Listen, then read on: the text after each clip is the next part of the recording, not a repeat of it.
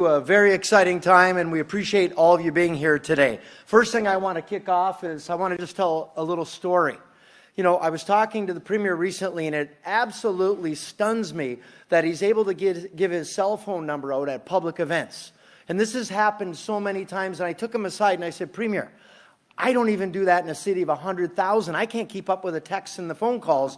How do you do it in a province with 15 million people? And he says, buddy, there's 16 million. True story. And one more story that I do want to tell you. At Christmas time, I get a phone call. I get a phone call from the Premier. He wasn't calling to necessarily wish me Merry Christmas. He says, Mayor, I need your help on something. I said, yeah, of course, Premier. What do you need? There's a guy in Niagara Falls. He lives in a townhouse. He's got a problem with rats. I said, okay. He goes, you think you can help out with it? Some issues going on there. I said, well, yeah, of course. He goes, I'll text you the address. And I said, can I ask how this came to you and why you're dealing with it? He goes, yeah. He goes, the guy texted me, so I phoned him. He filled me in, and I'm filling you in. And I said, are you kidding me? What kind of Premier that you've ever heard of does this? And he doesn't do it just for show. He actually calls people back, and he takes action. How about yes. And these are the kind of stories that don't get told. And I'm telling you because I'm on the front lines, and this is the kind of stuff that happens. This Premier is always accessible. He always listens, and then he takes action. And to me, that's exactly what we're looking for in a leader. And that's why I'm proud to be here today, to absolutely support, to condone, to endorse him. You know, whether it's the $3.6 billion hospital that he's building, whether it's the GO train that he's supporting and expanding, whether it's the new university in our downtown, this man is a true leader, and I am so proud to endorse him. Thank you, buddy. Yes, my pleasure. So what I'd like to do now, I do have some other mayors here that I'd like to bring up that are going to offer a few remarks as well, and then I'm going to come up and introduce the Premier. So next up, please put your hands together for Mayor Cisco of St. Catharines.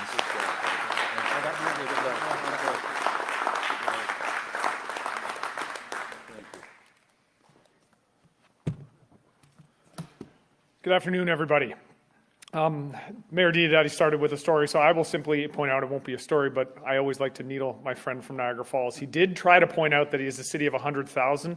He does that because as the only Niagara member of the Ontario Big City Mayors Caucus, he knows if he hits 100,000, he gets to sit at the big kids table with the rest of us. He's not quite there yet. I will say in St. Catharines, the decision to endorse Doug Ford was relatively simple. I've been in office now for 2 years, and over that time, we've identified areas where we need help from the province, and the reality is Premier Ford and his government have consistently delivered. We identified chronic underfunding in the homelessness prevention dollars from the province going back decades. Premier Ford raised that funding by over 80%. We showed the need for more addiction recovery services in our region, and we presented a clear plan on how we could address it, and a heart hub was announced just last week. We laid out the infrastructure struggles that our older community is having in our efforts to get housing built, and we received Building Faster Fund dollars. We showed the need for increased GO services in Niagara, and we've seen unprecedented growth in the number of trips from our region to Union Station and back. We showed a need for more dollars in developing our skilled trades and our local workforce, and we saw skills development funds flow to key sectors and employers in St. Catharines. We brought the need for a more coherent marine sector policy to the province, a sector that is vital to the workers in St. Catharines and Niagara. And Premier Ford's government brought about the first Ontario marine strategy in our province's history. As the treasurer of the Great Lakes St. Lawrence Cities Initiative, which is representing a growing coalition of more than 250 binational mayors, the marine economy is absolutely vital to our city, our region, and our province. We've built world-class sectors in manufacturing, agri-food, energy, and transportation, and they drive prosperity across North America and beyond. In St. Catharines alone, almost 9,000 jobs are dependent on exports to the U.S. The possibility of a trade war jeopardizes that partnership, and the Premier on this file has led the charge, not just for St. Catharines, not just for Niagara and Ontario, but for the country of Canada, and has clearly demonstrated his commitment to standing up for our workers. Doug Ford has consistently made St. Catharines and our workers a priority. His commitment to ensure our local economy and our valued local workforce benefit from provincial investments in critical infrastructure is vital to our future. In times of economic uncertainty, the Premier has had our back and the backs of our workers, and I wholeheartedly endorse him in his efforts to attain another mandate, and I look forward to continuing to support and work with him to grow St. Catharines and the entire Niagara region. Thank you.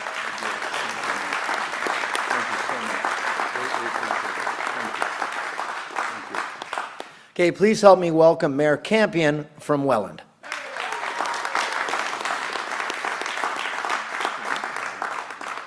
Well, thank you very much, Jim. It's always a pleasure to be in your local area and to have my passport stamped so I could get here from Welland. You know, I can see in front of me, you know, we had Diodati, Cisco, Campion. Always coming last in these speaking orders is very difficult, so I can simply say, like they said. But I do want to indicate that, you know, this government, like past 7 years, has been fabulous to work with. What they are, they respond, and I think that's the key element. They actually answer the phone and get back to you as soon as they can, which is normally within a day. So we're always, you know, from a perspective of Mayor Welland, they have provided us with so many things, funding for building, funding for hospitals, funding for healthcare, you know, and the list goes on and on. But the important thing is that they're investing wisely. They're not just throwing money around. They're actually dedicating money to areas that really need them. So I fully support Mr. Premier Ford and all of the candidates who are here today. You know, we need to elect these candidates, the Ontario PC candidates, so that we'll have a strong government and a strong voice in the government. So I would urge everyone to please support those candidates. I fully support them. And I also want to say one thing that I found very different about the Ford government. They don't work in silos. So I can go and talk to somebody. They might not be the right person. They'll direct us to the right person, advocate on our behalf. And one of the things I wanted to point out is that Mr. Sakaria is here, and he's been very helpful. Today, extremely helpful, because I didn't wear a tie. And so he didn't have a tie either. So thanks for your support in that front as well. So thank you very much. And again, I fully support this government and hope to see them back in soon.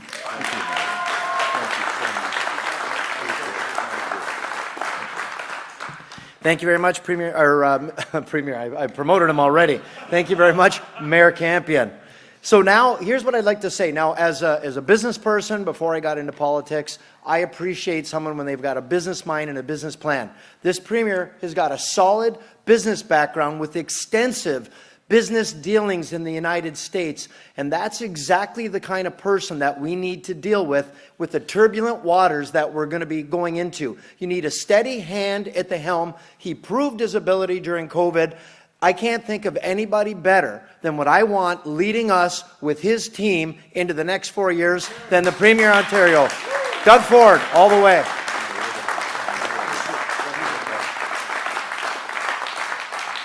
Wow, how can I follow that? Just absolute champions. Well, first of all, good afternoon, everyone. And Jordy, thank you, and the whole team here at Walker Construction for hosting us today. And those machines behind us, we're going to have them working. Jim, Matt, and Frank, thank you very, very much for your support. You know, these are three incredible champions for this region. They believe in growing the region, building, creating more homes, creating more jobs, more opportunities for families right across this region. And I'm blessed to be able to work with them day in and day out. So thank you so much, mayors.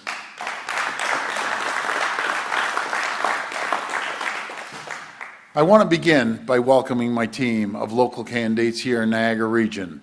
Sam Oosterhoff, Niagara West, you know, he's been holding down the fort here for it's almost 7 years now. And Sam, thank you for being a strong leader in this area. Ruth Ann Noonstag, Niagara Falls, just an incredible business mind, and we really look forward to having you down at Queen's Park.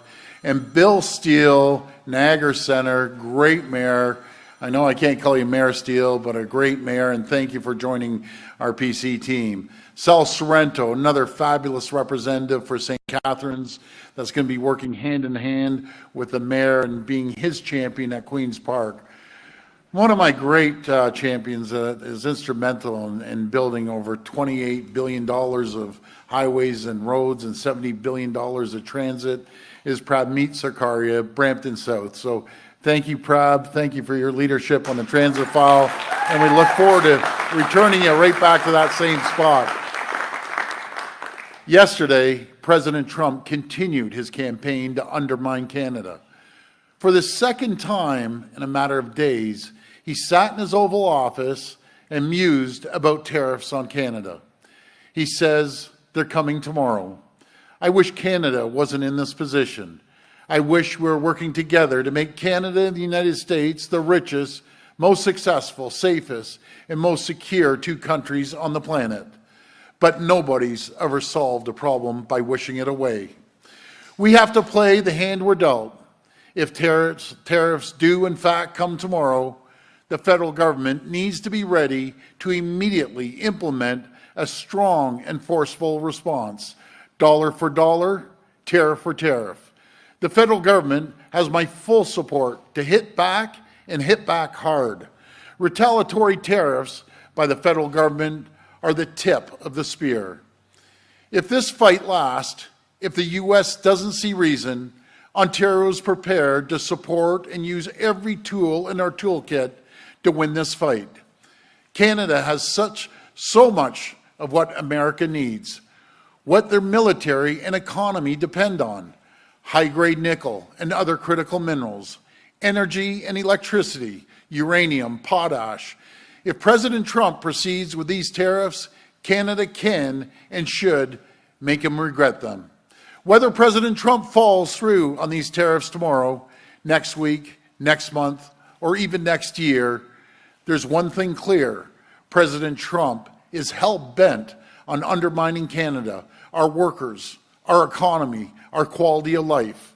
When tariffs come, they'll devastate Canada's economy. Hundreds of thousands of jobs are at risk. I've been clear.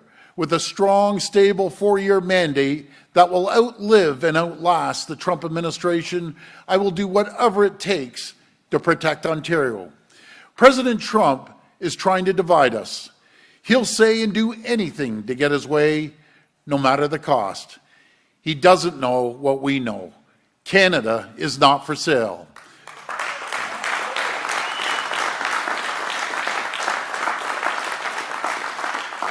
Together, we will stand united, even as we prepare for the worst. As we confront this challenge, we have a plan to protect Ontario. A plan to protect Ontario workers, a plan to keep people working. From day one, our government has been hard at work on the largest, most ambitious plan to build in Canadian history. Whether it's the largest expansion of public transit in North America, getting to work on Highway 413, building the Bradford Bypass, or expanding the Garden City Skyway right here in the Niagara region. We're the only party that believes in putting shovels in the ground. We're the only party that's putting better paychecks in pockets of construction workers. Building Ontario has always been important to us as we've dealt with a growing population across the province. But today, as we brace for the tariffs tomorrow, it's never been more important to keep building, to build more, to build faster, to protect Ontario, to keep people working on a job site backed by a strong, stable 4-year mandate. A mandate from the people. A re-elected PC government will ramp up our plan to build. We will invest an additional $22 billion into our government's nearly $200 billion plan to build. We're not only going to invest more, we're going to invest faster. We'll prioritize shovel-ready projects that can get people to work quickly. Here in Niagara, that includes widening the QEW between Burlington and St. Catharines.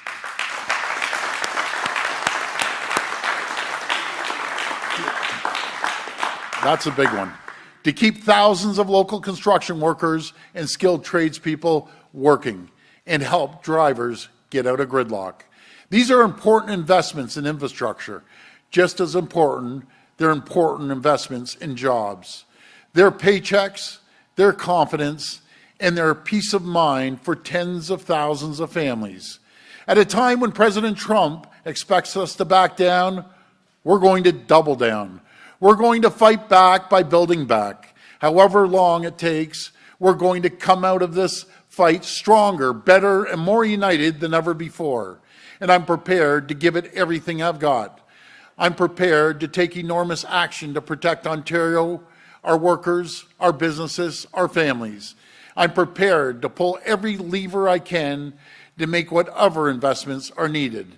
I'm ready to make these big decisions, but first, I'm asking the people of Ontario to make your decision.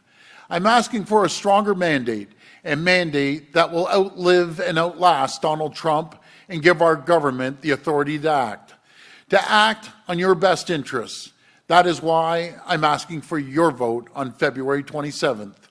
Together, we can build Ontario's economy, protect workers, keep us competitive, clean up our streets, and deliver better care.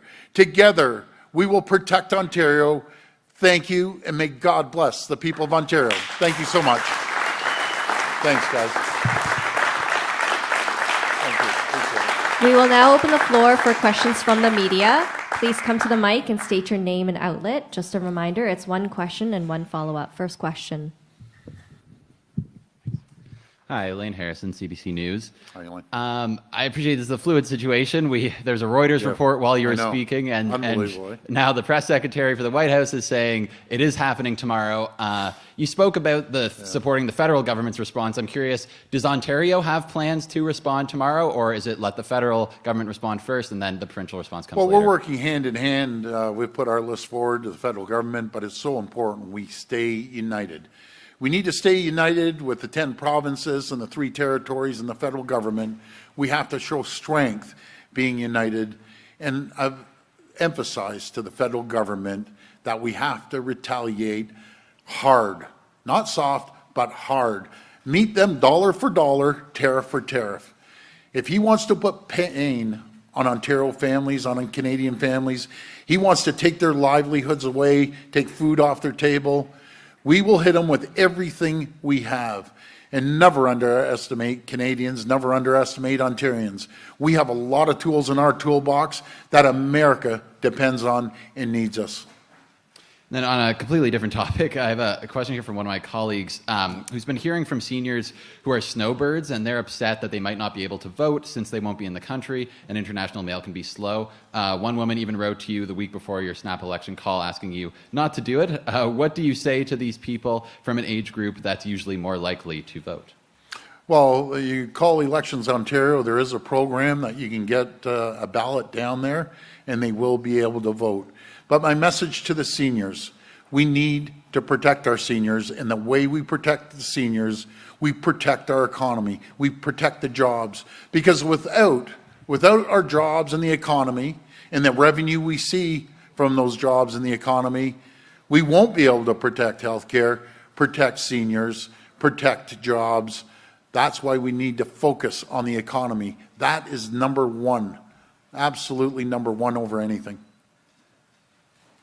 Eric Viano, CHCH News. This past weekend, some community leaders and community members came together in Halton to talk about their concerns about quarries, and they're calling on you to keep a promise you made in 2020. I just want to know what your response is to that, and if you are going to keep that promise you made in 2020. Well, we want to make sure that I just announced that we're going to be expanding the QEW. You can't expand anything without quarries. You can't expand the 413 or the Bradford bypass without quarries. Some of these people are the same people that don't want to build anything. They don't want to build new homes. They don't want to build highways. They don't want to build the 413. I want to build Ontario. I want to create jobs. That's what I want to do. And I just want...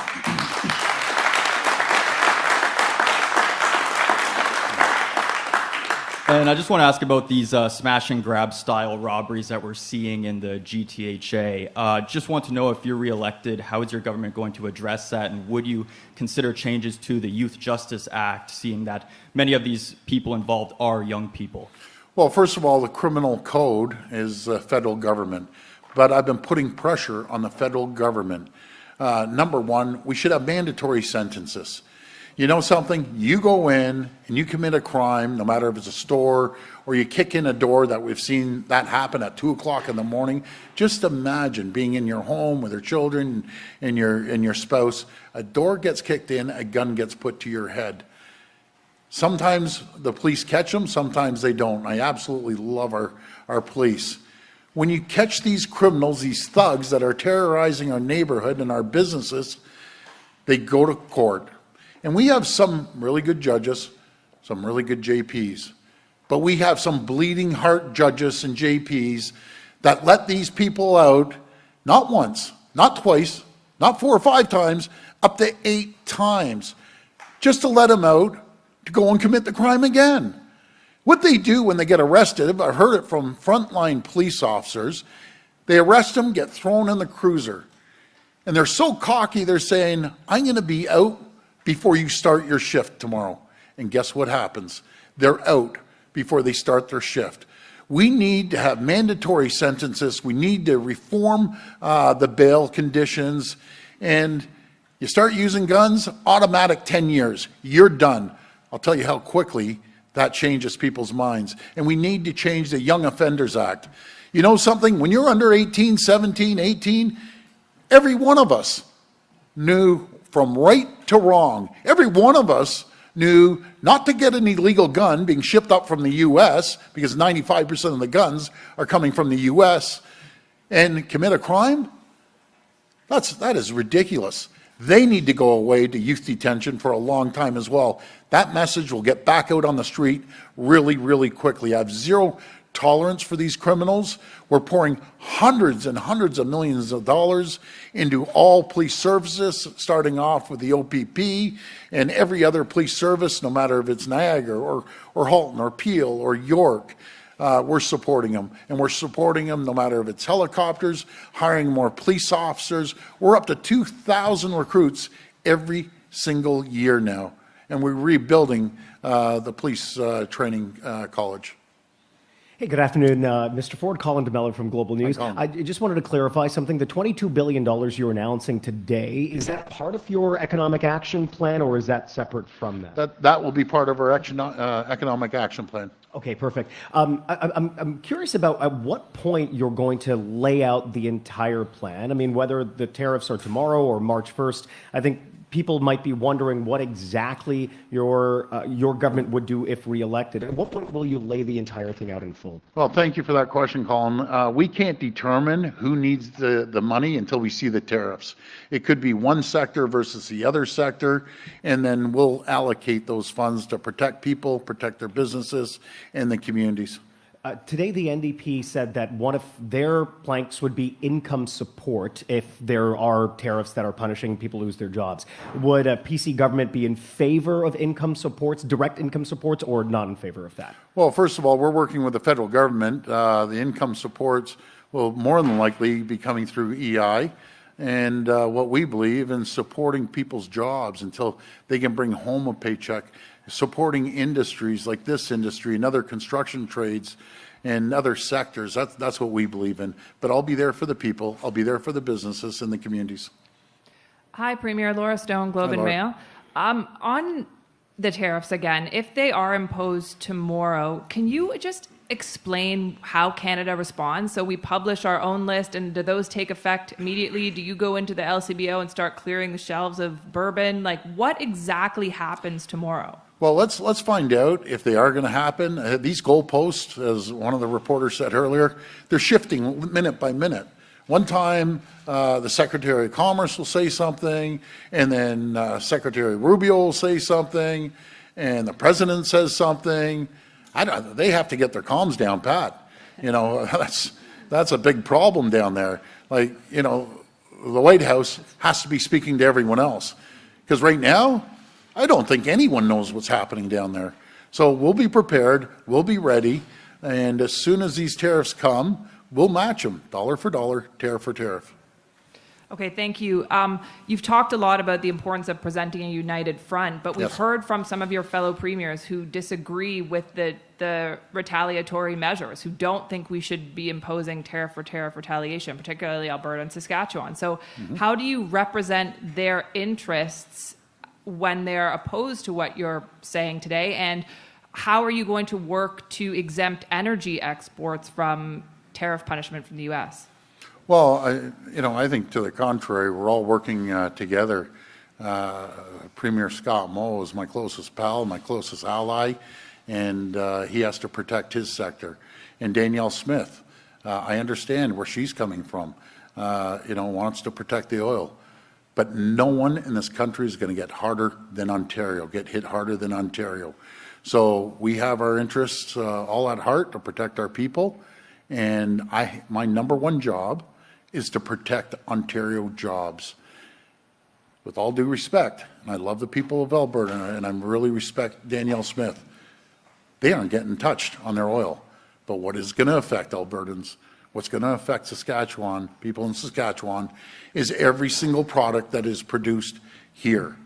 And I think we have to start really focusing, and I know Vic Fideli is in a meeting with a lot of the other economic development ministers across the country to look at interprovincial trade. Interprovincial trade can add anywhere from $50 to $100 billion. We need to trade internally. We talk about trade. It's harder to trade from BC to Nova Scotia and everything in between than it is with the U.S. So we need to address that internally. Hi, good afternoon. It's Jessica from the Trillium. If you're reelected, will you bring more casinos to the Niagara region? What we want to do is create a destination. And I'm going to, in 1 second, Mayor, I'm going to pass it to you. We want to create a destination, not just in one spot, but the whole region. The wine sector, the wine tours are second to none.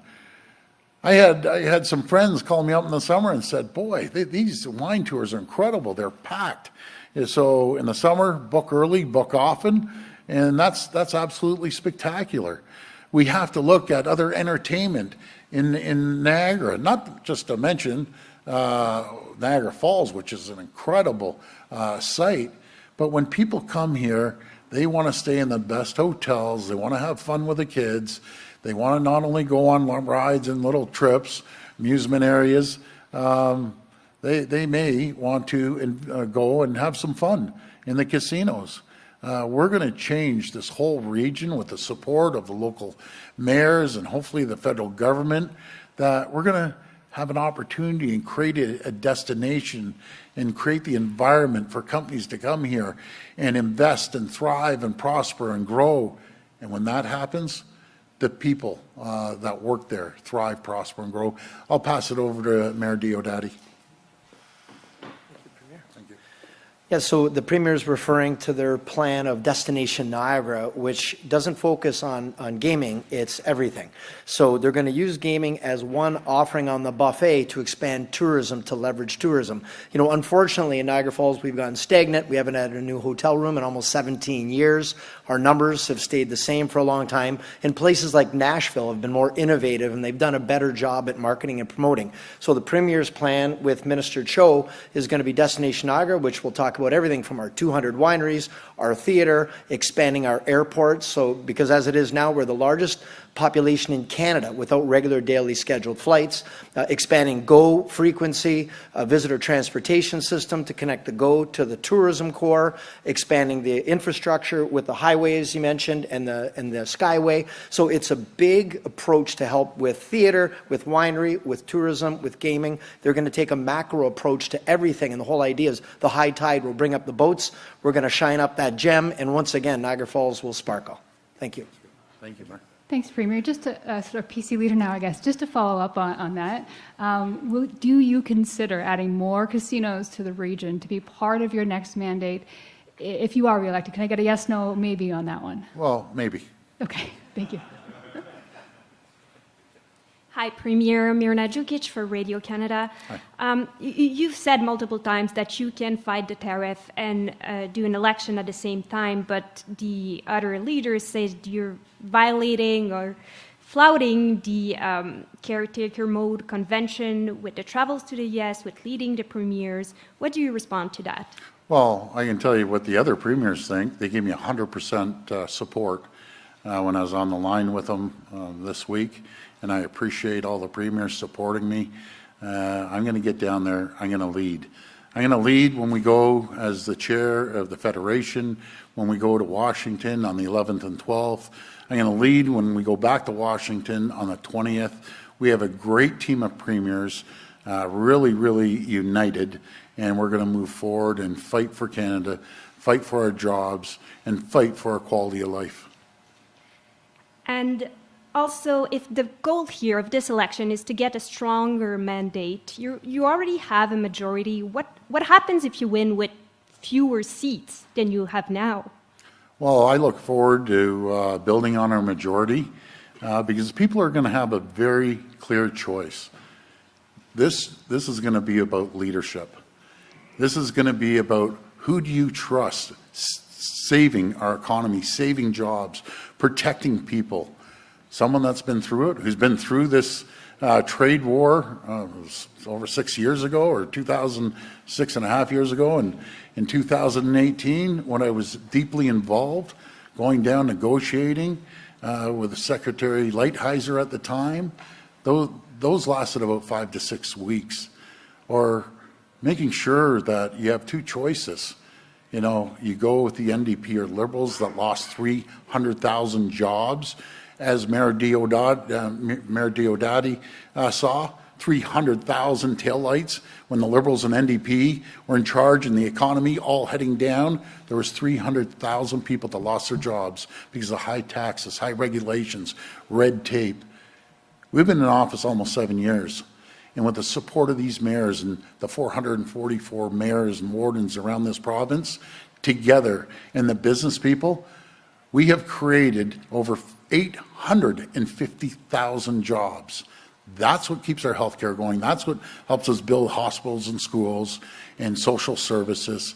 We're going to continue building Ontario, being an economic powerhouse in North America. And that's the reason we're being targeted, because we're an economic powerhouse. Just last year, there was over 200,000 jobs created.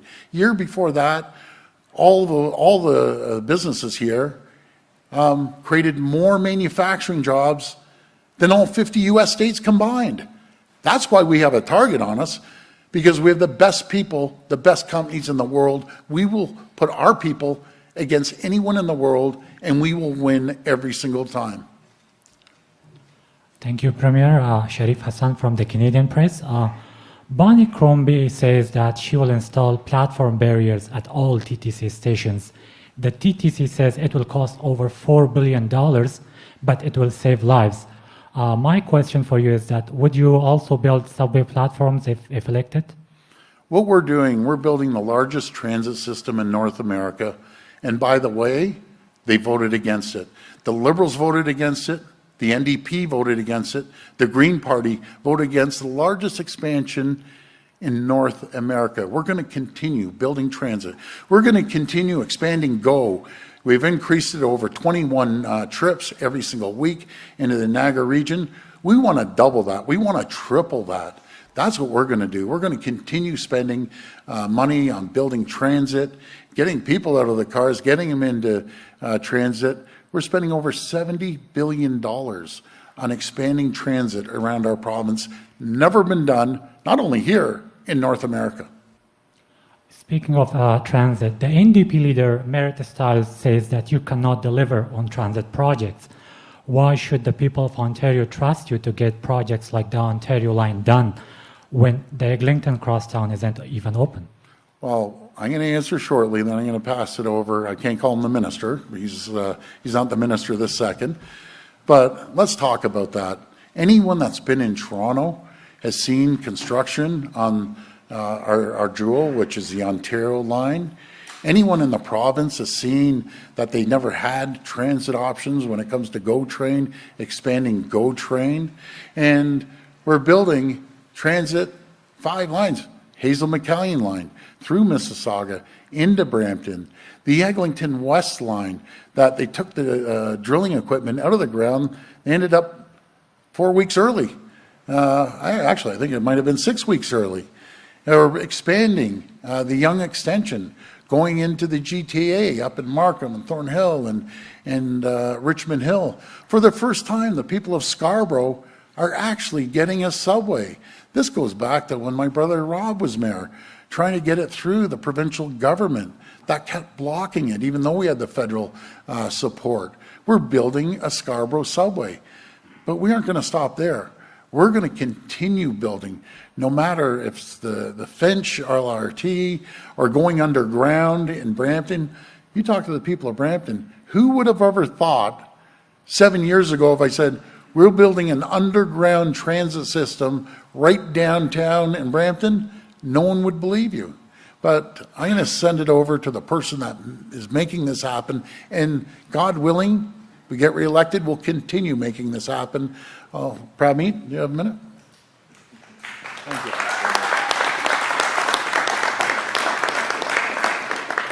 Well, I think the Premier said it perfectly, but I can speak from the work on the job through the Premier's leadership. When we first announced those 5 priority subway projects, the NDP and Liberals laughed at us and said this is back of the napkin. It's a fact that right now we have shovels in the ground on the largest transportation infrastructure projects in all of North America. Ontario Line, Scarborough Subway Extension, the West Extension to Eglinton, the LRTs in Hamilton, in Brampton. This is historic progress. And when we talk about Niagara, we've seen exceptional increases in services. The GO Transit, since 2019, we've seen over a 200% increase in passengers being served under the leadership of Premier Ford, Sam, his advocacy in this region. And the shame is the NDP members in Niagara, in this region, voted against that every single step of the way. When we talk about transportation affordability, making transportation more affordable, we introduced one fare, saving people $1,600 a year, transit users $1,600 a year.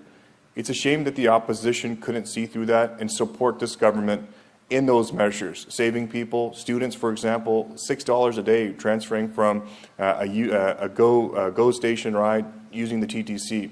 These are initiatives under the Premier that have been proceeding, moving forward, and leading North America. And we'll continue to do that. As the Premier said, an additional $20 billion that we're investing here. Those are going to protect good-paying jobs, construction jobs right here in Niagara with the expansion of the QEW, the 413, the Bradford Bypass. Thousands and thousands of people will be employed through those projects. The Liberals have voted against the 413. They have openly campaigned to stop that project. They don't believe in building highways and roads.